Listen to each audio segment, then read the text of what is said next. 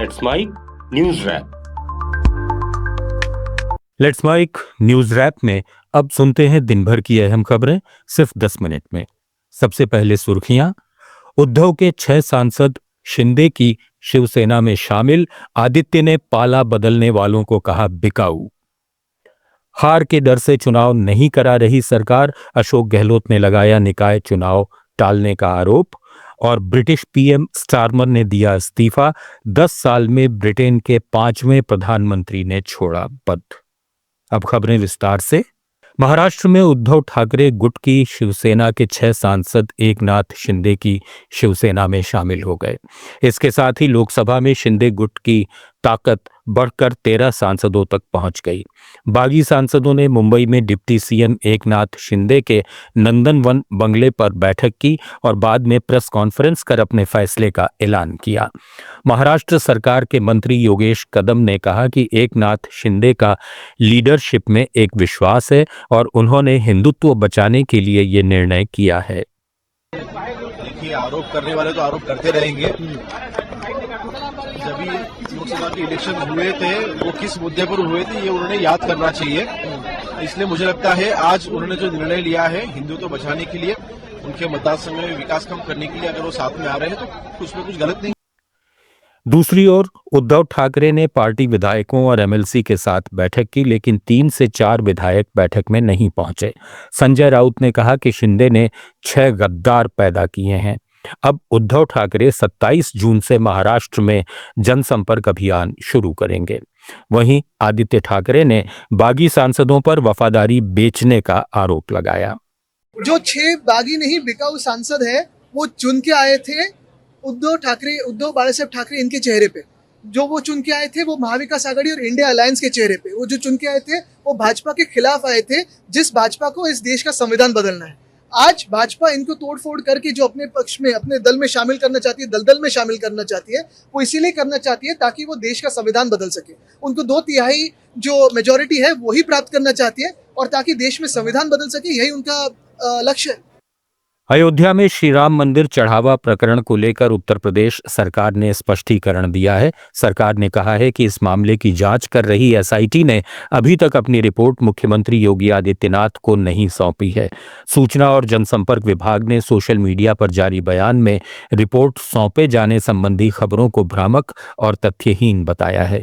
गौरतलब है कि चढ़ावे में कथित गड़बड़ी को लेकर उठे विवाद के बाद श्री राम जन्मभूमि तीर्थ क्षेत्र ट्रस्ट के अनुरोध पर राज्य सरकार ने 3 सदस्यों की एसआईटी का गठन किया था। इस टीम की अगुवाई लखनऊ मंडल आयुक्त विजय विश्वास पंत कर रहे हैं। जांच दल में आईजी किरण एस और विशेष सचिव वित्त नील रतन भी शामिल हैं। सरकार का कहना है कि जांच जारी है और लोगों को केवल आधिकारिक जानकारी पर ही भरोसा करना चाहिए। मामले में आगे की कार्रवाई एसआईटी की रिपोर्ट मिलने के बाद तय की जाएगी। समाजवादी पार्टी के नेता अखिलेश यादव ने कन्नौज में मीडिया से बातचीत में सवाल उठाया कि एसआईटी की एसआईटी कौन करेगा। सरकार को मजबूरी में एसआईटी गठित करनी पड़ी। सवाल ये कि एसआईटी की एसआईटी कौन करेगा। और सीसीटीवी के फुटेज गायब होना, सीसीटीवी के फुटेज गायब होने का मतलब है कि सीसी की सही जानकारी नहीं मिलेगी। सीसीटीवी के फुटेज न होने से सीसी की सही जानकारी नहीं मिलेगी।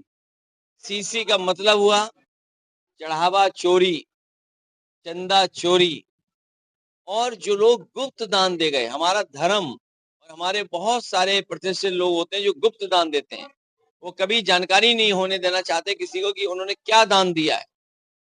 वो सब गायब निकला है। इतना बड़ा जो घोटाला बोले या उसको कोई और रूप देखें, इतना दुखद घटना है कि करोड़ों करोड़ों लोगों की आस्था को ठेस पहुंचा है और ठेस पहुंचाने का काम भारतीय जनता पार्टी ने किया है। राजस्थान के पूर्व मुख्यमंत्री अशोक गहलोत ने भजनलाल सरकार पर पंचायती राज और स्थानीय निकाय चुनाव नहीं कराने का आरोप लगाया है। जालौर में मीडिया से बातचीत में उन्होंने कहा कि संविधान का उल्लंघन करते हुए सरकार चुनाव टाल रही है क्योंकि उसे हार का डर है, जबकि 1998 में खुद उन्होंने कर्मचारी हड़ताल के बावजूद हाईकोर्ट के आदेश का पालन कर चुनाव कराए थे। ये सरकार नैतिक रूप से बर्खास्त होने लायक है और राज्यपाल को राष्ट्रपति के पास इसकी सिफारिश करनी चाहिए। गहलोत ने चेताया कि लोकतंत्र खतरे में है, शांतिपूर्ण विरोध पर भी लोगों को जेल भेजा जा रहा है।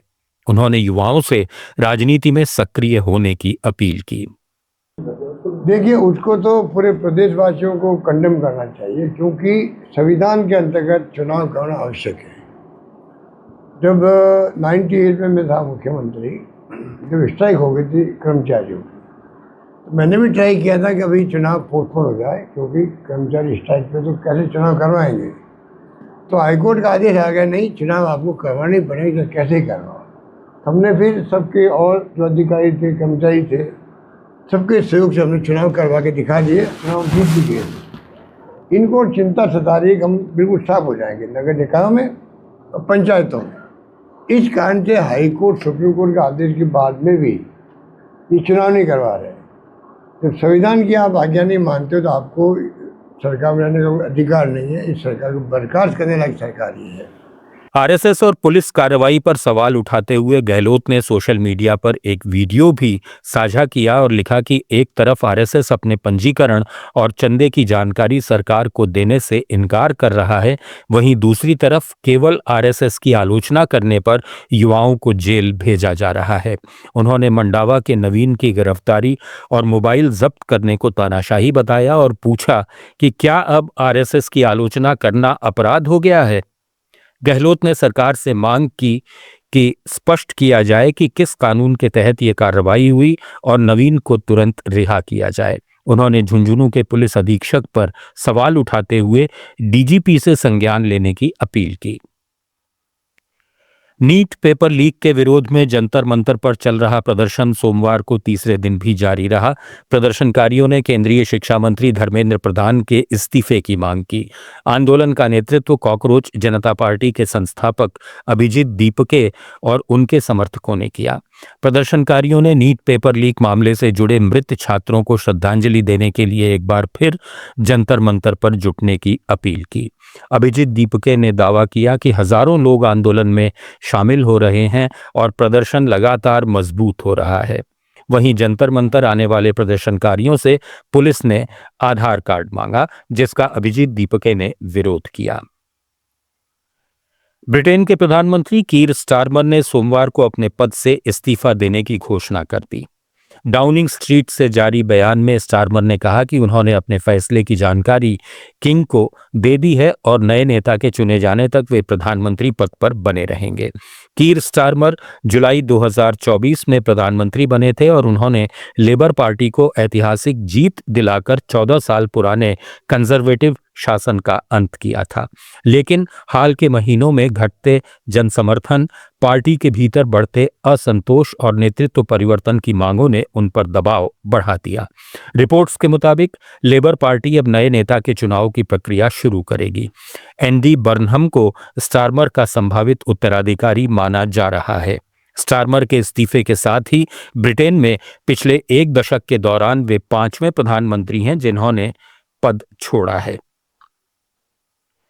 भारतीय शेयर बाजार में इस हफ्ते के पहले कारोबारी दिन तेजी रही। सेंसेक्स 291 अंक चढ़कर 77,094 के स्तर पर बंद हुआ। निफ्टी में भी 89 अंक की तेजी रही, ये 24,102 के स्तर पर बंद हुआ। मीडिया और फार्मा शेयरों में सबसे ज्यादा खरीदारी देखने को मिली। सोने और चांदी के दाम में भी आज तेजी देखी गई। India bullions and jewellers association के अनुसार 1 किलो चांदी 5,826 रुपए बढ़कर 2,37,000 रुपए पर पहुंची। इससे पहले गुरुवार को इसकी कीमत 2,32,000 रुपए प्रति किलो थी। वहीं 10 ग्राम 24 कैरेट सोना 1,694 रुपए बढ़कर 1,46,000 रुपए पर पहुंच गया। एक दिन पहले इसकी कीमत 1,44,000 रुपए थी। न्यूज रैप में फिलहाल इतना ही। जुड़े रहिए लेट्स माइक के साथ। आप सुन रहे थे let's mind more than radio. Follow कीजिए हमें हमारे सोशल मीडिया प्लेटफॉर्म्स पर।